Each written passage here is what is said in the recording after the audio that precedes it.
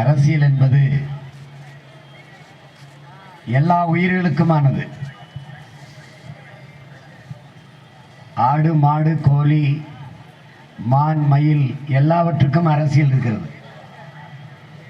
மானை நீங்கள் அடித்து கொள்ள முடியாது, சுட்டு கொள்ள முடியாது. ஏனென்றால் மான் மயில் இதெல்லாம் தேசிய விலங்கு, தேசிய பறவை. மயிலை நீங்கள் கொல்லக்கூடாது, மானை கொல்லக்கூடாதுங்கிறது மான் மயிலுக்கான அரசியல். ஆட்டுக்கு அரசியல் இருக்கா? இருக்கு. கோழிக்கு அரசியல் இருக்கா? இருக்கு. யானையை கொல்லக்கூடாது, யானைகளை பாதுகாப்போம், புலிகளை காப்போம் என்றெல்லாம் செய்தி வருதில்லை. அது புலிகளுக்கான அரசியல், யானைகளுக்கான அரசியல். நீங்கள் காட்டுக்குள்ளே போகும்போது சிகரெட்டை புதிச்சு காட்டில் போட்டுறாதீங்க, காடு பற்றி கொள்ளும் என்று பலவகை இருக்கும், விளம்பர பலகை. அது காட்டுக்கான அரசியல். நீங்கள் குடிச்சிட்டு பிளாஸ்டிக் போத்தலையோ பாலித்தீன் தாளையோ பொட்டலத்தையோ போட்டுறாதீங்க, மானும் வரையாடும் சாற்றும், அப்படி சாப்பிட்டா அது செத்து போகும் என்று விளம்பர பலகையில் எழுதியிருக்கோம். அது அந்த காட்டில் வாழ்கிற மாட்டுக்கான அரசியல், ஆட்டுக்கான அரசியல், மானுக்கான அரசியல். அரசியல் எல்லா உயிர்களுக்கும் இருக்கு, அதை நல்லா கவனிச்சுக்கணும். ஆனால் எல்லா உயிர்களுக்குமான அரசியல். மரங்களை வெட்டக்கூடாது, மரங்களை வெட்டக்கூடாது. மரம் மண்ணின் வரம், அதை வளர்ப்பதே மனித அறம். மரம் இல்லை என்றால் மழை இல்லை. மரம் வளர்ப்போம், மழை பெறுவோம் என்று எழுதி வச்சா பத்தாது. ஆனால் அதெல்லாம் மரங்களுக்கான அரசியல். அதை நன்கு விளங்குகின்ற என் உடன் பிறந்தவர்கள், பேரன்பு மிக்க பெற்றவர்கள். ஆனால் இங்கே என்ன நடக்குதுன்னா, எல்லா உயிர்களுக்குமான அரசியலை வெறும் மனிதனுக்கு மட்டுமான அரசியலாக மாற்றி, கடவுள் சாதி மத உணர்ச்சி என்பது வெறும் மனிதனுக்கு மட்டுமானது. உலகில் எத்தனையோ கோடி உயிரினங்கள் இருக்குது, எந்த உயிரினத்திற்கும் கடவுள் உணர்ச்சியும் கிடையாது, சாதி மத உணர்ச்சியும் கிடையாது. கிடையாது. எந்த விலங்கு கோயில் கட்டி கும்பிட்டுக்கிட்டு இருக்கு? கிடையாது. நீ தான் கோயிலில் ஒன்று யானையை கட்டுவிய வெளிய, யானை கோயில் கட்டி படுத்துக்கிட்டது கிடையாது. இதை நல்லா விளங்கணும். நாம் உயிர்மை நேயர்கள் என்பதனால தமிழர்கள் நாம் வணங்குகிற தெய்வங்கள் முன்பு நம்ம என்ன பண்ணுறோம்? யானையை வச்சோம். சிவனை வழிபடுவதற்கு முன்பு காளையை வச்சோம். சிங்க ரூபிணி என்று சிங்கத்தை வாகனமாக வச்சோம், மயிலை வாகனமாக வச்சோம், பாம்பை தோளில் வச்ச முருகனுக்கும் சிவனுக்கும். ஏன்னா இந்த உயிரினங்களை கொல்லக்கூடாது, நேசிக்க வேண்டும் என்று நம் கடவுளை, நம் தெய்வங்களை வணங்கும் போது இதையும் வணங்க வேண்டும் என்பதற்காக வச்சோம். காரணம், தமிழர்கள் நாம் உயிர்மை நேயர்கள், மனித நேயர்கள் அல்ல, உயிர்மை நேயர்கள். அது நல்லா விளங்கணும். இல்லைன்னா காக்கை குருவி எங்கள் சாதி, நீல் கடலும் மலையும் எங்கள் கூட்டம் என்று பாரதி பாடியிருக்க மாட்டான். பிறப்பு ஒக்கும் எல்லா மனிதருக்கும் என்று வள்ளுவன் பாடாது, பிறப்பு ஒக்கும் எல்லா உயிருக்கும் என்று பாடியிருக்க மாட்டான். பகுத்துண்டு பல் உறவுகள் ஓம்புக என்று பாடாது, பகுத்துண்டு பல் உயிர்கள் ஓம்புக என்று பாடியிருக்க மாட்டான். இதை நல்லா கவனிச்சுக்கணும். என் அன்பு தம்பி தங்கைகள், என் அருமை பெற்றோர்கள், இதை ஆழ்ந்து கவனிச்சுக்கணும். உயிர்மை நேயர்கள் தமிழர்கள் எல்லோரும் கல்லு மாவிலே கோலம் போட்டு கொண்டிருக்கும் போது அரிசி மாவிலே கோலம் போட்ட அருமை தமிழினம் நாம் என்பதை புரிஞ்சுக்கணும். அப்படிப்பட்ட இனத்தில் பிறந்த மக்கள் நாம். ஆனால் இங்கே அரசியல் என்பது சாதி மத உணர்ச்சி, கடவுள் உணர்ச்சியில போய் நிற்குது. இந்த வணங்குகிற சாமிக்கு அரசியல் செய்வான். உன் மகன் மட்டும்தான் நீ வாழுகிற பூமியை காக்க அரசியல் செய்கிற மகன். அதை நீ கவனிச்சுக்கணும். நீ காக்க செத்தா என்ன, கொக்கு செத்தா என்ன, குருவி செத்தா என்ன? அடர்ந்த மலைகள் மேலே, உயர்ந்த மலைகள் மேலே அடர்ந்த காடுகள் வளர்ந்திருக்கு. அந்த காடுகள் இல்லை என்றால் உனக்கு மழை பொழிவில்லை, அருவி இல்லை, ஆறு இல்லை, நீர் இல்லை, சோறு இல்லை, வயிறு இல்லை, உயிர் இல்லை, வாழ்க்கை இல்லை. இந்த உயிரியல் சுழற்சியை நீ உணர்ந்து கொள்ளணும். அப்படி என்றால் அந்த மலை முகடுகளில் இருக்கிற மரங்களை வளர்த்தது நம் பாட்டனா, நம் அப்பனா, நம் தாத்தனா, இல்லை நீயா, இல்லை நானா? கிடையாது. அந்த மலை முகடுகளில் மரங்களை நட்டு வளர்த்தது அவ்வளவும் பறவைகள் என்பதை நீ புரிஞ்சுக்கணும். பறவை இங்கே சாப்பிட்டா அங்கே போய் விதைய போடுது, இங்கே சாப்பிட்டா அங்கே போய் விதைய போடுது. அந்த காடுகளில் வாழ்கிற விலங்குகள் அதுக்கு உரத்தை போடுது. இவ்வளவும் இருக்கு. இது இயற்கையின் சுழற்சி. இந்த உலகம் பல கோடிக்கணக்கான உயிர்களின் உடைமை, வெறும் மனிதனுக்கு மட்டுமானது. நீ அற்ப உனக்கு மட்டுமேயான கடவுள் சாதி மத உணர்ச்சியில் அரசியலை கலந்துட்ட.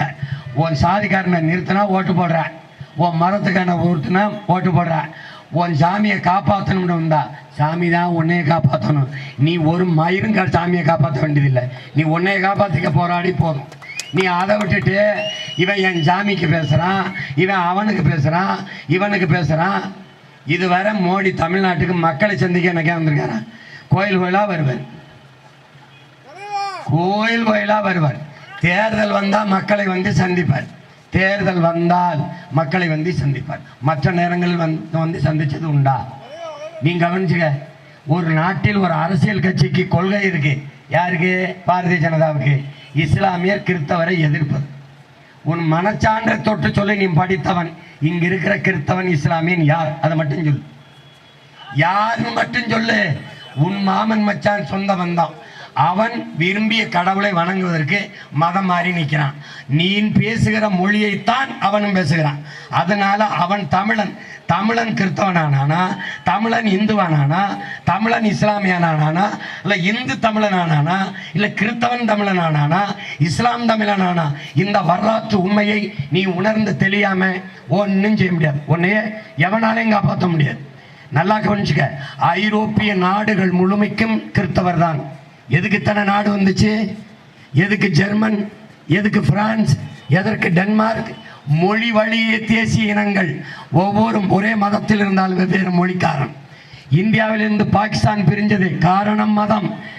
ஒரே இறை அல்லாஹ், அல்லாஹ் என்ற ஏக இறைவனை ஏற்று நபி மொழியை வழி என்று ஏற்று போனவர்கள் இஸ்லாமிய மார்க்கத்தைச் சேர்ந்த பாகிஸ்தானுக்கு போனார்கள். அங்கிருந்து பங்களாதேஷ் ஏன் பிரிந்தது? இந்த வரலாற்று உண்மையை நீ உணர வேண்டும். ஏன் பிரிந்தது? அவன் உருது தாய்மொழி என்றவுடன் என் தாய்மொழி வங்காளம் என்னாச்சு என்று டாக்கா பல்கலைக்கழகத்திலே படித்துக் கொண்டிருந்த முஜிபுர் ரஹ்மானும் அவன் நண்பனும் வீர முழக்கமிட்டு போராட தொடங்கினார்கள். ஒரே மதம், நீ உருது நான் வங்காளி. அப்போ மொழிதான் முக்கியம். இதை நல்லா கவனிச்சுக்கணும். அரேபியால் வாழ்ந்தாலும் அவர் அரேபியர்கள், நாம் தமிழர்கள். நல்லா கவனிச்சுக்கணும். வட இந்தியாவில் இஸ்லாம் இருந்தாலும் அவன் பீகாரி, அவன் குஜராத்தி, நான் தமிழன். இந்த உணர்வில் தான் நீ நிற்கணும். இந்தியாவை காப்பாற்ற ஐயா ஸ்டாலின் போறேங்கிறார். ஓட்டு போட்ட நம்மளை தெருவில் விட்டுட்டு இந்தியாவை காப்பாற்ற ஸ்டாலின் அழைக்கிறேன். நீங்க அப்படி கேட்கலையே. எங்களை காப்பாற்ற என்ன வழி? சாராய கடையை நடத்துவது யார்? சாராய கடை டாஸ்மார்க்கை நடத்துவது யார்? ஓட்டு போட்டு ஆட்சி அதிகாரத்தை கொடுத்த தமிழ்நாட்டு மக்களை காப்பாற்றாது இந்தியாவை காப்பாற்றுகிறோம் வாருங்கள் என்கிறார். இந்தியா எனக்கு செய்தது என்ன? 840 மீனவன் சுடப்பட்டிருக்கேன் இதுவரை. 840 மீனவன் என்னை காப்பாத்துச்சா? என் வீட்டு இளவுக்கடாதவனுக்கு எதுக்கு என் ஓட்டு?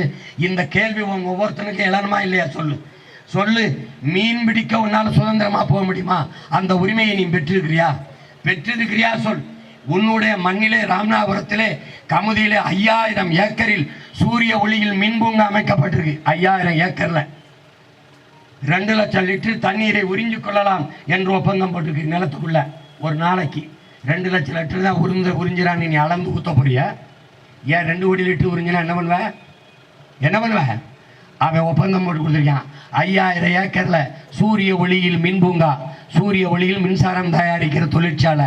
போட்டவன் யாரு? அதானி. நிலத்தை எடுத்து கொடுத்தது யாரு? ஜெயலலிதா. நிலத்தை பறி கொடுத்து தெருவில் நிற்கிறது யாரு? யாத்தால் அப்பனும். இதை இந்த நிலத்தில் இந்த மகன் உன் கூட பிறந்தவனை தவிர எவனும் சொல்லி தர மாட்டான். இந்த சூரிய ஒளியில் மின் பூங்கா தயாரிக்கிறவ அந்த தொழிற்சாலையை, அந்த மின் பூங்காவை ஏன் அரசு போடலை? 4500 கோடி தானே. 4500 கோடி இவங்ககிட்ட இல்லையா?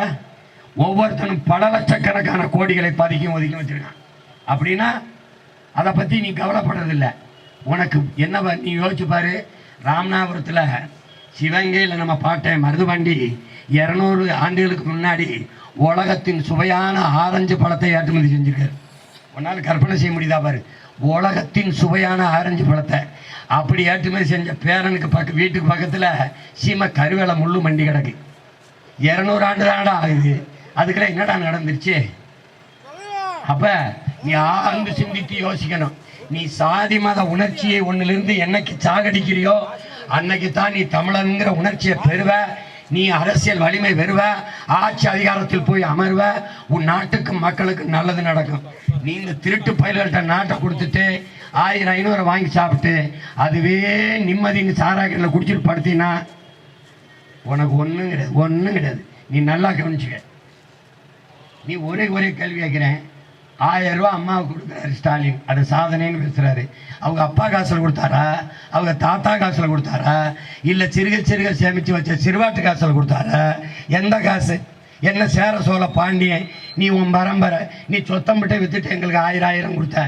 ஏய், உன் காசு நான் கொடுத்த காசு. 9 லட்சம் கோடி கடன் இருக்கு உன் மாநிலத்துக்கு, உன் நாட்டுக்கு 9 லட்சம் கோடி கடன். நீனே கடன்காரப்ப, அதில் எனக்கு 1000 ரூபா கொடுத்தது சாதனைன்னு பேசுகிற. இந்த ஆண்டு பிறந்து 37,000 கோடி கடன் வாங்கியிருக்காங்க. இந்த ஆண்டில் ஆண்டு ஒன்றுக்கு 50,000 கோடிக்கு சாராயம் விற்கிறாங்க. ஆனால் பள்ளிக்கூடத்தை, ஆரம்ப பள்ளிக்கூடத்தை இடிஞ்சு கிடக்கிறத எடுத்துக்கட்ட காசு இல்லைங்கிறாங்க. செத்து போன அப்பாவுக்கு 100 கோடியில் சமாதி கட்டுறாங்க. இவங்களுக்கு சமாதி கட்டாமல் உனக்கு வாழ்வில் விடிவு கிடையாது. நீ நல்லா கவனிச்சுக்க, நான் சொல்கிறத நல்லா கேட்டுக்க. மோடி வருவார், ஓடி வருவார், கடைசியாக எங்கே ஓடி போவார்னு தெரியாது. அவர்கள் கோட்பாடு என்ன? ஜெய் ஸ்ரீராம். திமுக கோட்பாடு என்ன? சக்கமா சொல்கிறா, சக்கமா சொல்கிறா, சக்கமா சொல்கிறா. இதை தவிர ஒன்றும் கிடையாது. சக்கமா ஓரமாக உட்காந்து வந்துட்டு போயிட்டே இருக்க வேண்டியதான். நீ இவங்க குடுகுடுப்பு அடிச்சுக்கிட்டு இருப்பான். முன்னாடிலாம் குடுகுடுப்பக்காரன் நல்ல காலம் பிறக்குதுன்னு அடிச்சுட்டு வருவான். இப்போ யாரையாவது நீ தெருவில் பார்க்க முடியுமா? வரமாட்டான். ஏன்னு கேளு, அவனுக்கு தெரியும் இவங்க ஆட்சியில் ஒருபோதும் நல்ல காலம் பிறக்காதுன்னு. அதனால வர்றதில்லை. நீ மறுபடியும் நல்ல காலம் பிறக்கணும்னா உனக்கு ஒரே ஒரு வழிதான் இருக்கு. மானத்தமிழ் மறவர்களா, வீரத்தமிழ் பிள்ளைகளா, வீறு கொண்டு நீங்கள் எழுவதை தவிர வழியே கிடையாது. என் உடன் பிறந்தவர்களே, பேரன்பு மிக்க என் பெற்றோர்களே, நீங்கள் இந்த பாருங்க, நீ உன் சாதி மீது அடிவிழவில்லை என்றால் உனக்கு வலிக்க மாட்டேங்குது, உன் மதத்தின் மீது அடிவிழவில்லை என்றால் உனக்கு வலிக்க மாட்டேங்குது. ஆனால் என்றைக்கு உன் இனத்தின் மீது அடி விழுகுதோ அன்னைக்கு உனக்கு வலித்ததனால் தான் நீ வாழ்வ. நீ கவனிச்சுக்க. நான் இஸ்லாமியனை நிறுத்தினா இந்து நீ ஓட்டு போட மாட்டேங்கிற, இந்துவை நிறுத்தினா கிறிஸ்தவன் நீ ஓட்டு போட மாட்டேங்கிற. ஆனால் ஒரு மலையாளி நிறுத்தினா கண்ணை முடிக்கிட்டு போட்டுற, ஒரு தெலுங்கனை நிறுத்தினா போட்டுற, ஒரு கன்னடனை நிறுத்தினா போட்டுற. இந்த கொடுமையை நீ மாத்தலை, நீ செத்த. என் அண்ணன் பழனி பாபா சொன்னதை நீ கவனத்தில் வச்சுக்க. தமிழர்களே, இன உணர்வு கொள்ளாதீர்கள், இன பற்று கொள்ளாதீர்கள், இன வெறி கொள்ளுங்கள். இல்லை என்றால் நீங்கள் ஆளப்படுவீர்கள், ஒருபோதும் ஆள மாட்டீர்கள். இந்தியாவை யார் ஆள்வது என்று நீ கனவு காணாத. உன் நாட்டை யார் ஆளணும், உனக்கு யார் காவலன்? உனக்கு ஒரு பிரச்சனையினால் முதல்ல எவன் ஓடி வருவான்? உனக்கென்று எவன் கண்ணீர் வடிப்பான்? உன் கண்ணீரை எவன் முதலில் துடைப்பதற்கு கை நீட்டுவான்? அவனுக்கு நீ கை நீட்டி ஓட்டு போட கத்துக்க. அன்னைக்கு தான் நீ உருப்படுவ, வாழுவ, வளருவ. அப்படி ஒன்று செய்யணும்னா வரலாறு உனக்கு வாய்ப்பை தந்திருக்கு. இந்த வர ஆக சிறந்த வேட்பாளர்கள் நிற்கிறதிலேயே நீ எல்லா வேட்பாளர்களையும் பட்டியலிட்டுப்பார், தரத்தில் வச்சு தராசில் வைத்து நிறுத்துப்பார். என் தங்கை சந்திரபிரபா போல ஒரு தகுதி வாய்ந்த வேட்பாளர் இந்த நிலத்தில் நின்றால் நீ அவருக்கு ஓட்டு போடு. என் உடன் பிறந்தான் நவாஸ் கனி கடந்த முறை திமுகவின் கூட்டில் இன்று வென்று போய் இந்திய பாராளுமன்றத்திற்குள் உனக்காக பேசிய ஒரு செய்தியை நீ எனக்கு அனுப்பிடு. நான் எல்லா ஓட்டையும் அவருக்கு போட்டு நான் போயிடுறேன். ஒரே ஒரு தடவை நீ காட்டிடு, ஒரு தடவை காட்டிடு. என் தங்கச்சியை உள்ள அனுப்பு. உன்னின் உரிமை குரலாக, உனக்கு உரிமைக்காக இந்த மைக்கில் அவள் வீர முழக்கமிடலைன்னா என்னை கேள். மறுபடியும் நான் பிறந்த மண்ணில் இந்த வீதியில் நடக்கலை.